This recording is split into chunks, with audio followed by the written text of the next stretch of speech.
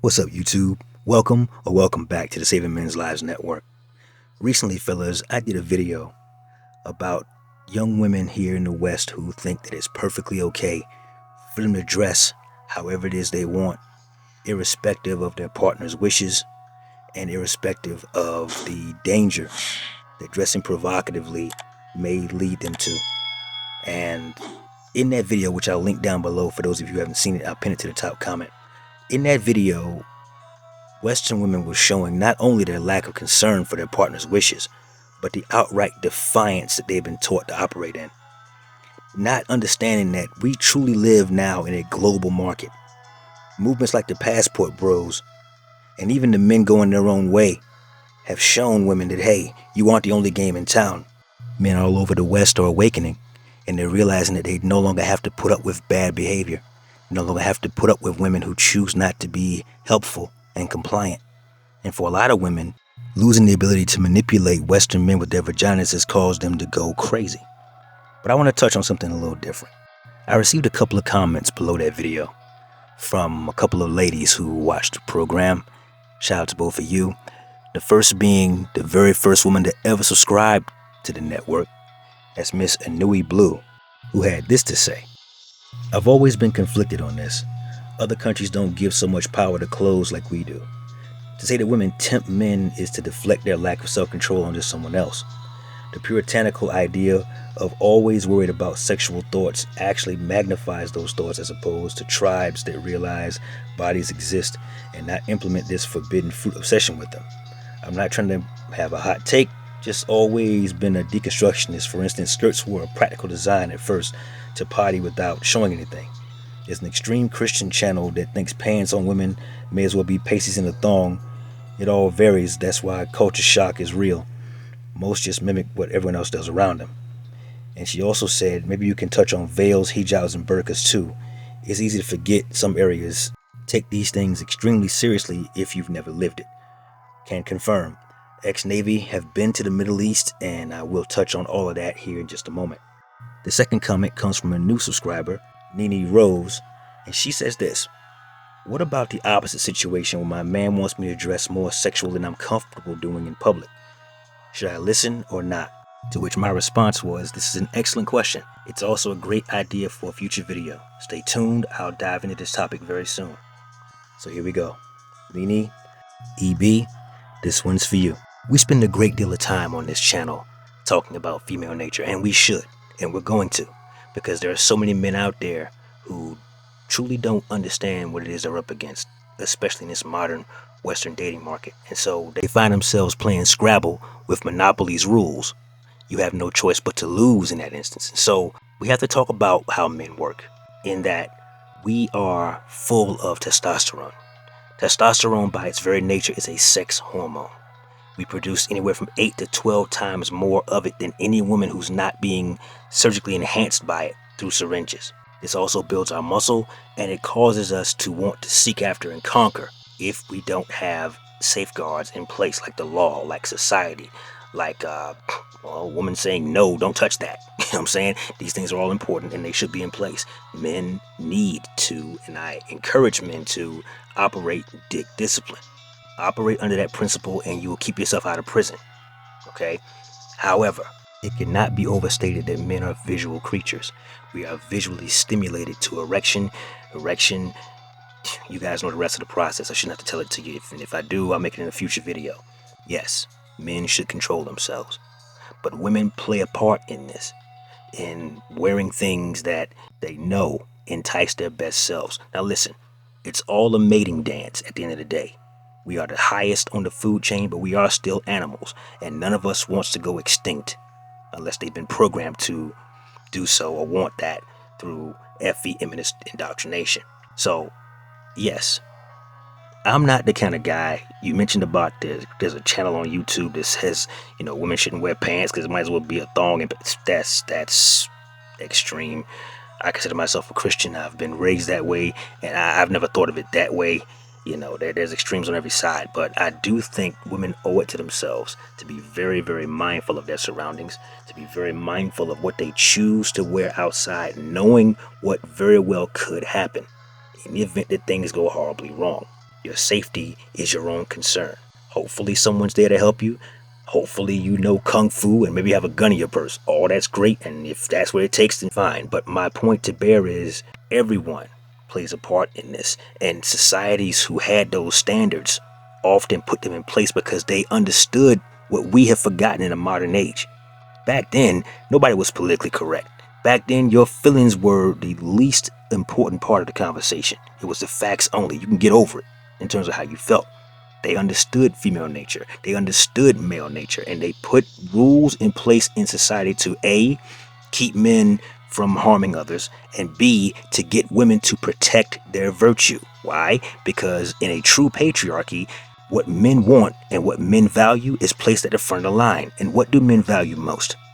They value a woman with a low or no body count. They value a woman who is within her prime fertility range.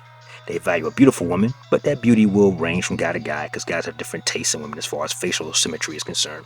But for the most part, a beautiful woman who behaves properly, who has some level of domestic skills, who's fertile to bear his offspring, and doesn't, or rather isn't, the town bicycle. These are all things that men value. And for millennia, societies were structured that way.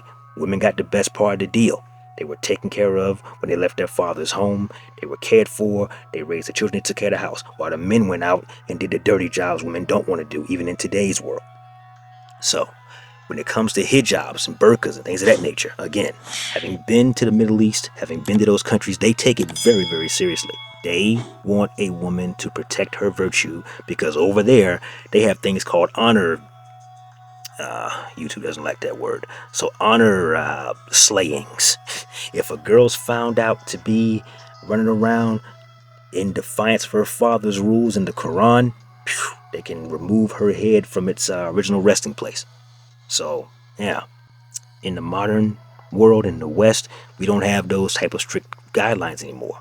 There are no guardrails. Women want to wear whatever they want to wear outside like a single woman while still gaining the benefits and reaping the benefits of having a relationship. And then when men call them on it, they pretend, they gaslight and say that we're being insecure and a bunch of other slanderous, shaming language. It's insane. But these are great questions, and hopefully I've touched on enough of this. If I have to make a part 2, I will. But getting back to Miss Nikki, this is an interesting question, but it's great because I'm going to have to make some assumptions to make this video work. I'm going to assume you are a drop-dead gorgeous 8 with no makeup on. I'm going to assume that you have a figure that is so out of control that people slam on brakes every time you go check the mail, right? And I'm going to assume that your legs are freshly waxed or shaven at all times and that you take care of your feet for all the feet guys out there, even though I'm not here to kink shame. So, if this is you and you got a boyfriend or a significant other, whatever your title for him might be, he loves what he sees. And you may be a reserved person. You may be conservative in your mind state. You may have been raised in a society or in a culture or perhaps a religion that didn't really want women out there like that in terms of wearing excessively provocative clothing. It's something you've never done before, or if you have done it, it's been so rare, it's not something that you're comfortable doing on a regular basis. Okay, all presumptions, but that's what I'm going with, having never seen you personally. I'll say this to you in 2 parts. Number 1, no one should ever have to feel as though they have to do something they don't want to do. Full stop. If there's a clothing item or a clothing category that you are not comfortable wearing, it makes you anxious, gives you anxiety, your parents wouldn't approve, whatever the stumbling block for you with that article of clothing or that clothing category, then I don't want you to feel like you have to step outside of yourself to accommodate someone else if it's that far out of your comfort zone. However, if he's asking you to wear a shorter version of the skirt you normally wear, or maybe you have a nice set of tatas and he wants you to wear, more V-neck or perhaps camisole tops or whatever, he wants to showcase you because, number 1, if you're as attractive as my example paints you to be, he's proud of you.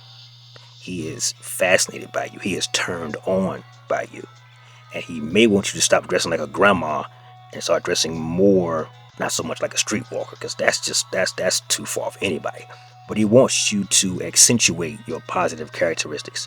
For myself personally, I put myself into the situation. Interjection.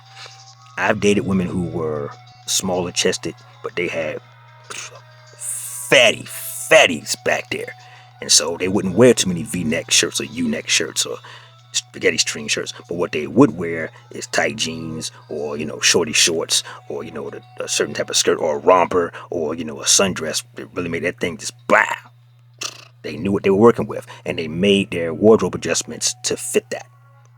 On the flip side, I've also dated women who were top heavy, didn't have a whole lot of butt to talk about, and they wasn't really impressive back there. So all they liked to wear was snug fitted tops and V-necks and U-necks and you name it, semi-sheer, things of that nature.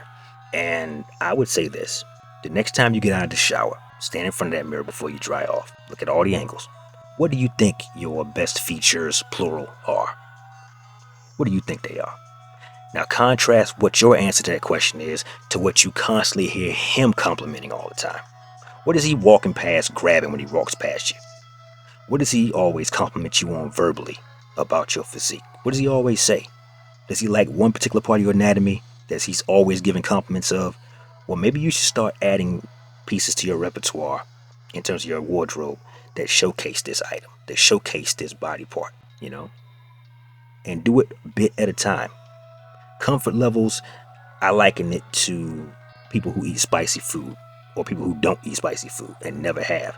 You're not going to go from having bland food in your diet to eating ghost peppers overnight. That's not going to happen. And if you do try that, you're going to end up in the hospital needing possibly on the verge of anaphylaxis. My advice to you would be to try clothes that are slightly out of your comfort zone for a while. Get in the habit of wearing those. Get in the habit of hearing all the compliments you get from him and others in those slightly out of your comfort zone clothes. And then as your comfort level with wearing clothes with slightly higher hemlines or slightly lower necklines becomes a thing you feel comfortable with, perhaps in time you'll start wearing the types of clothes that he in his mind sees you in. Or try this one on for size. How about you ask him next time you and he are together, what is it you'd like to see me in? Show me a picture on the internet, or next time we go to the mall, show me on one of those mannequins in one of those store windows what it is you love to see me in that you are so passionate about. Go take a look. Go try it on. It may not be as bad as you think in your mind's eye. You might put the outfit on and say, damn, I do look good in this. Especially if it's your color, But find out from him what it is exactly he's trying to accomplish here. Because it could be either A, he's just the kind of guy who likes to show his girl off, and there's guys out there like that. It could be B, he's just proud of you. He's amazed by you. He's turned on by you. And he wants to showcase your best parts wherever you guys go, both in private and in public. Or C, it could be that he sees so much more in you that you don't even see in yourself. It's a chance for you guys to explore some new opportunities. Several of my ex-girlfriends wore big old granny panties. I had to be the one to introduce spicier options into the mix for them, which was unusual. I don't like shopping those kind of girl clothing stores like that because I don't belong in there. But sometimes you got to break out of your comfort zone and do something like that. So there you go. But yeah, never do anything you don't want to do. Nikki, never do anything you don't want to do. Don't put people in position to put you in that position. But if there's a reasonable compromise between what he sees you in his mind's eye and what you would actually feel comfortable in walking around in public, then you guys should explore that. Because you just might surprise yourself. And he, being a visual man, being turned on by you as is in the clothes you don't wear he wants you to. Think about that for a second. He's turned on by you in the clothes you're wearing now compared to the ones he wants you in. Right now he's turned on by you. So when you start wearing the stuff he wants to see you in, girl, you better start stretching first. That's all I'm going to say. And keep ibuprofen and aspirin handy because you just might need it for afterwards. Anyway, I'm going to wrap this up right here, fellas. That's my time. Like the video, comment down below. Share with a friend and subscribe to the channel if you haven't already. Never let your brother suffer in silence from the truth. Set him free. Networkers, we working. Until next time.